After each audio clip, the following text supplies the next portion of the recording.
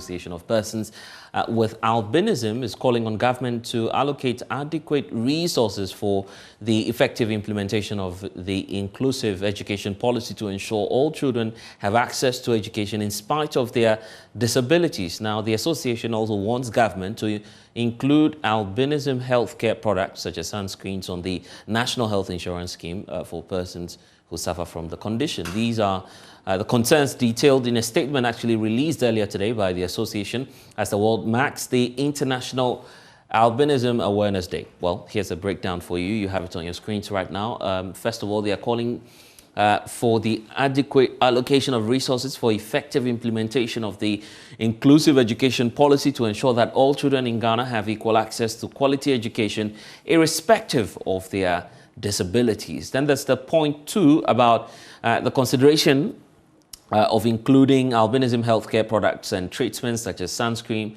and then the glasses as well as skin cancer treatment and medication as part of the national health insurance coverage for persons with albinism. There's a third point about making clear social protection provisions for persons with albinism as well as support for persons with a condition to intensify public awareness and education on albinism. And there's also the call and the charge on governments as well to ratify the Africa Disability Protocol and fast-track the amendment of the Disability Act 715, which is in sync with the UN Convention on the Rights of Persons with Disability, to better protect and promote rights of persons suffering all of these conditions. So here are excerpts of the statement released by the group. But let's broaden the conversation now. Let's hear from the Executive Director for the Ghana Association of Persons with Albinism, Newton Kwamla Kacheku. Thank you for your time. Well, a lot of people are not even aware of your condition as to whether or not to describe it as a disability or otherwise. I'm sure you've heard so many forms and varied forms of descriptions against persons with albinism. But what really do we need to know about this condition? Thank you very much for having me online. And let me say good evening to all, especially all persons with albinism. Yes, people may not know the condition, they don't know how to describe the condition.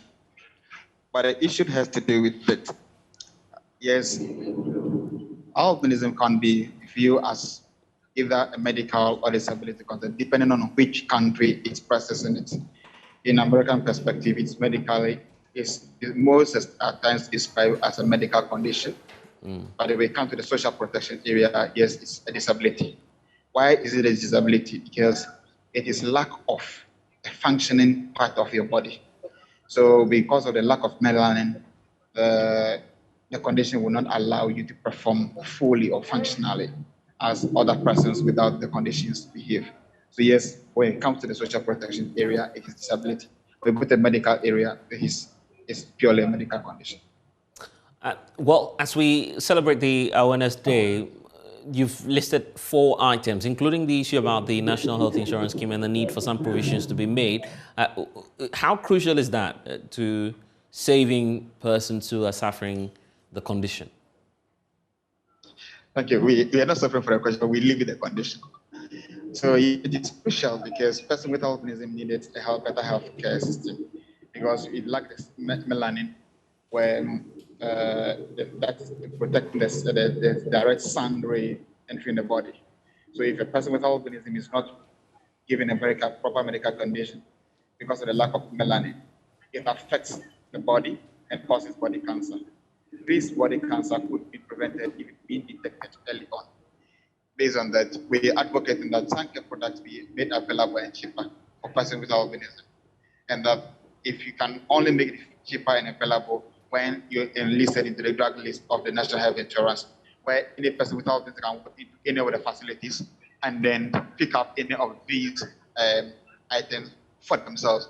Treatment of cancer is becoming a very expensive part of our medical bill, where a person with a condition needs to go through rigorous processes to have himself cured out of the cancer and spend a hoping amount of money to get this done. So we're asking government to at least mitigate this by taking care of it through the National Health Insurance scheme. Don't you feel that would open the floodgates for persons to abuse the creams as well? Obviously, if we have adequate data on your membership, perhaps government could do a targeted approach in dealing with such a concern. What do you think about that? So if you have an antiretroviral drug free for HIV patients, if we have malaria drug being given out, if we also have other drugs that are being given out, the polio drug vaccines that are being given out freely, how big deal is it for a drug, a Sanke product for persons with albinism who are woefully below the average number of about 5,000 Ghanaian population? So it is it could be possible. We are not demanding much. It also open any floodgate. It's possible that government can listen to pay attention to our call. Right. And then the question about the Disability Act itself. What changes are you on the lookout for? Yes, Disability Act must be in tandem with the United Nations Convention on the Rights of Persons with Disability. And if you look at that, the Ghanaian Disability Act, which has been promulgated before the UN Convention of the UNCRPD, there are vast gaps and differences. So even look at the definition of the disability in that Disability Act, does not include persons with disability, or they don't include all disability categories that have been identified in Ghana or in the world.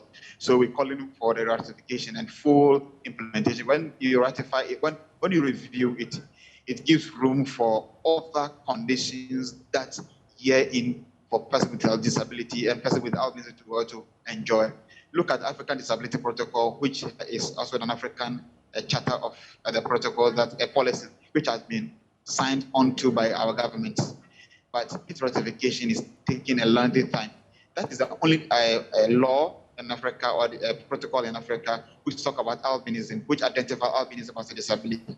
So we advocate that if it's being rectified and implemented, our issues will be a little bit resolved. How much time do you have in terms of government addressing the concerns that you're raising?